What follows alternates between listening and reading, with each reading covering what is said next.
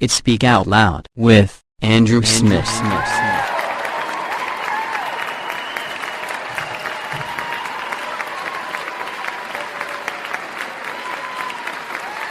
Ladies and gentlemen, welcome to our show, Speak Out Loud. Today, our special guest is the controversial Taslima Nasreen.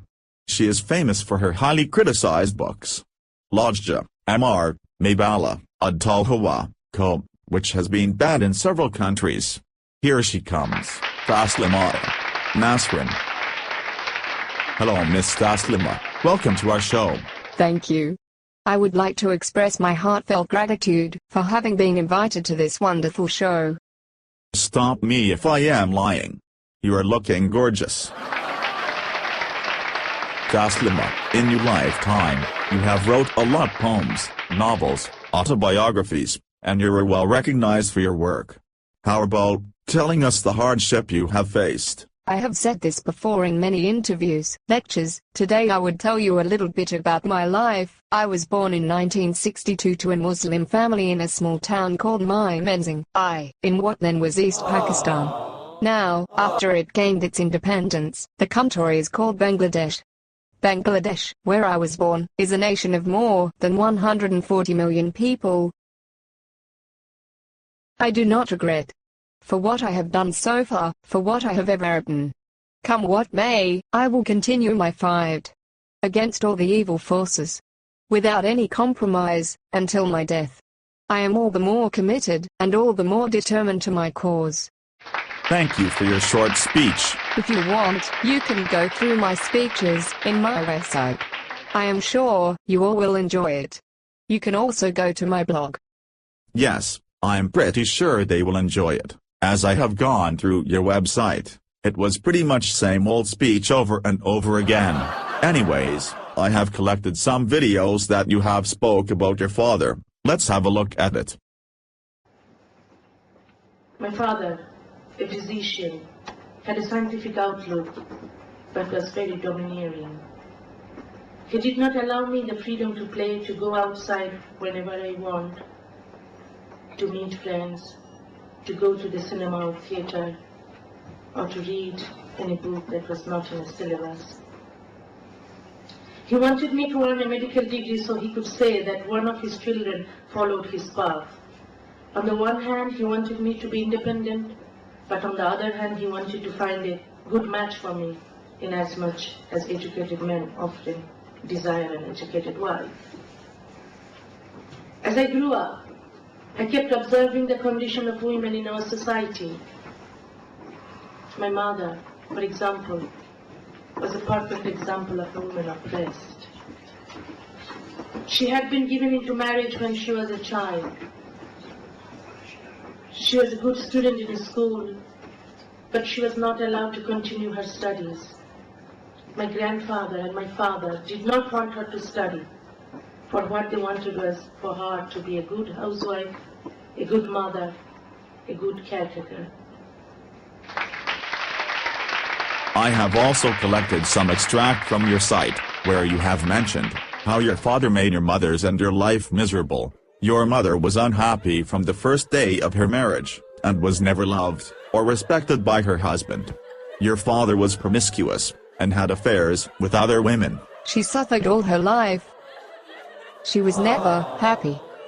You also mentioned that you could not respect your father, as he is being such a cruel and brutal person. Throughout your life, he beat you. Yes, even when I was 30 years old. He loved to beat children, his theory being that, unless children were beaten, they would become spoiled. Taslima, I also have collected an extract from the article, Happy Teacher's Day, Papa, which you have published in your blog, on September 6, 2012. Let me read it aloud. All my father wanted for me, was to be an educated, and enlightened person. My father was a professor, at the medical college, where I studied medicine. He was my teacher. Without my father, I know very well that it would have been impossible for me to be the person I am today.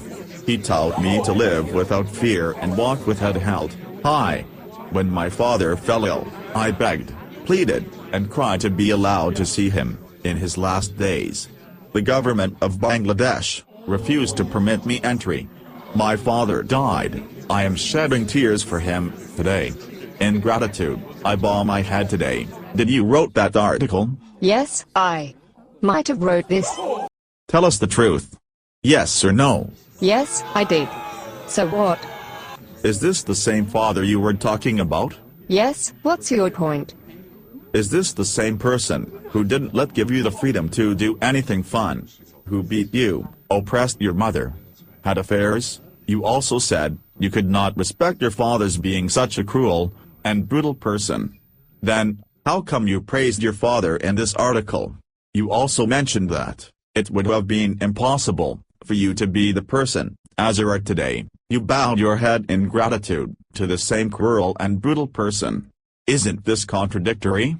What do you have to say for yourself? Look, I made the website long ago. But the fact didn't change, and it was you on that video. How can we believe such a person who contradicts her own self, who changes her word, respects a man who oppresses women, and then says that she will uplift women from evil forces? I Got your answer. Okay, let's move on. Taslima, in your book Speak Up, you have mentioned about your ex-husbands. Yes. You fell in love with Rudro, your first husband, and fled home to marry him in 1982, and separated in 1986. Later, you married a journalist and editor, Naeem al-Islam Khan, and divorced in 1991. In the same year, you got married to Minor Mahmood, and divorced in 1992. That's right. Some people says, why does these kind of things keep happening to you, again and again? Not many times happened to me. It happened much more to others. I am an educated and independent person. Not many women are strong like me. It happens to millions of women, not because women are bad. It happens because men are bad. It happens because abusers abuse and criminals commit crimes. It happens because you people blame and punish the victims, not the criminals. Anyways, in your lectures and interviews, you kept saying, women in Bangladesh are married at an early age by their parents. However, in your case, you have chosen all your life partners, is it right? What's your point? You have the rights and privileges to choose your true love. Still, you failed, not once, but 3 times. And now, instead of admitting your own fault, you are blaming it to men.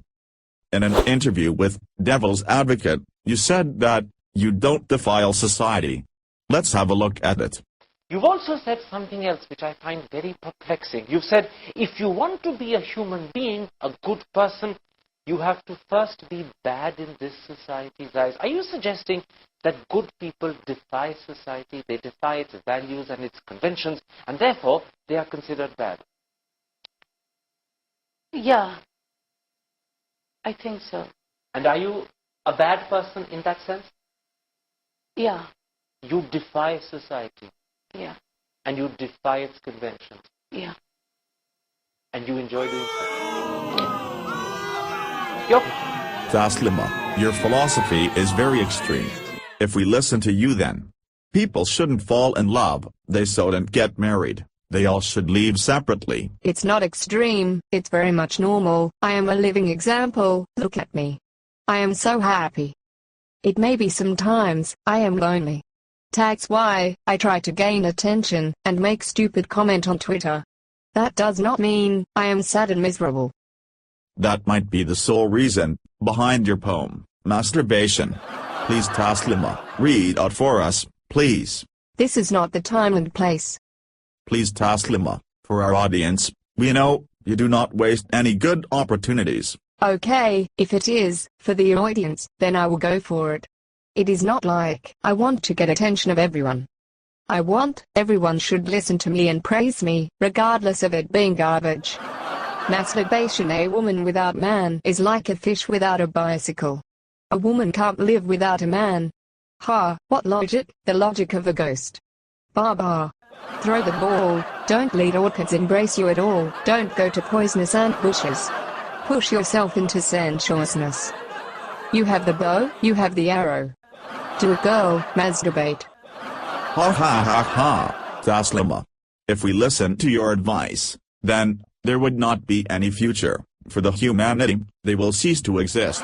Taslima, what I do not understand is, how can you uplift women? By asking them to masturbate. Even an insane person would say it is dumb and stupid. Anyways, folks, it's time to take a break. Don't go away. After the break, we will have our second guest. We will be right back. Please share this video with others, and don't forget to give your comments.